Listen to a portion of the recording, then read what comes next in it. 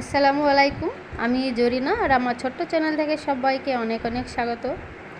আজ চলে এসেছি বেগুনি রেসিপি নিয়ে। তো ভিডিওটি শুরু থেকে শেষ পর্যন্ত দেখতে হলে আমার সঙ্গে থাকুন। প্রথমে একটা বেগুন নিয়ে নিয়েছি।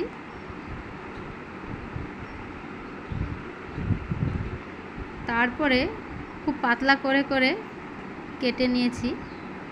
খুব বেশি পাতলাও হবে না, আবার খুব বেশি মোটাও করা যাবে না। এবার ভালোভাবে ধুয়ে নিলাম এবং জলে কিছুক্ষণ রেখে দিলাম, তা না হলে কালো হয়ে যেতে পারে। এদিকে আমি 250 গ্রাম বেসন নিয়ে চেলে নিলাম। আর নিয়ে নিচ্ছি 1 কাপ চালের গুঁড়ো।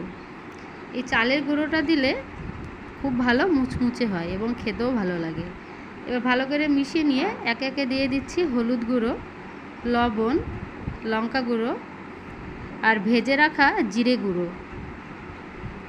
এবার খুব ভালোভাবে মিশিয়ে নেব। তারপরে অল্প অল্প জল দিয়ে খুব ভালো করে মেখে নিতে হবে।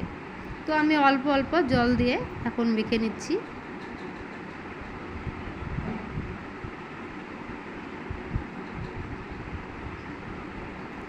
আবারও অল্প জল দিয়ে নিলাম। তো এইভাবে আস্তে আস্তে আমি খুব ভালো করে মেখে নেব।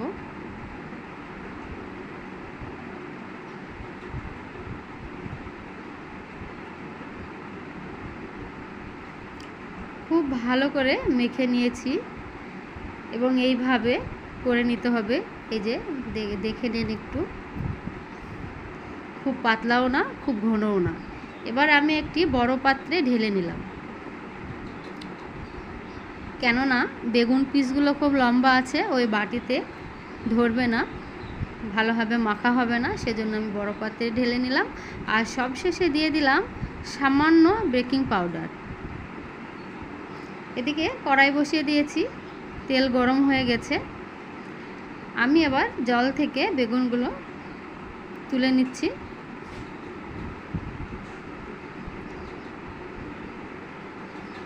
কিছুক্ষণ জল ঝরিয়ে নিলাম। এবারে আমি একে একে ভেজে নেব।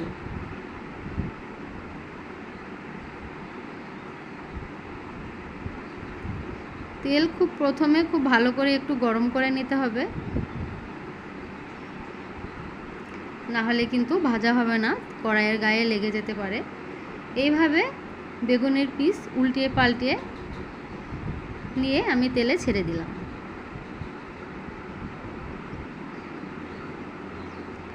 সবগুলো আমি একইভাবে ভেজে নেব। তো ভাজা হয়ে গেছে। আজকের রেসিপিটা ভালো লাগলে অবশ্যই একটা লাইক দিয়ে ভালোবাসা রেখে যাবেন। আর আমার চ্যানেলটিকে এখনও যারা সাবস্ক্রাইব করেননি, সাবস্ক্রাইব করে আমার বন্ধু হয়ে পাশে থেকে যাবেন।